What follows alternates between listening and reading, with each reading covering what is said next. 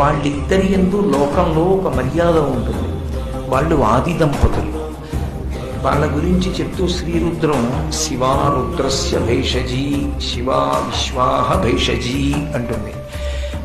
శివుణ్ణి రుద్రుడిగా చెయ్యాలన్నా ఆవిడికే చెల్లింది. అలా కాకుండా రుద్రుణ్ణి శివుడిగా చెయ్యాలన్నా ఆవిడికే చెల్లింది. ఆయన నిజానికి రుద్రుడు అంటే కోపాన్ని పొందుతాడని కాదు. ఆయన కోపాన్ని పొందుతాడు ఎప్పుడైనా అంటే సదాశివ అన్న నామానికి అది వ్యతిరేకమవుతుంది. ఆయన ఎప్పుడూ మంగళకరుడే, ఎప్పుడూ శుభంకరుడే. ఆయనకి కోపం లేదు, కానీ కోపం వచ్చినట్టు నటిస్తాడు. కోపం వచ్చినట్టు నటించేటట్టుగా చెయ్యగలిగినది ఎవరు? అమ్మవారే. ఎందుకు అలా నటింప చేయడం ఆయన చేత?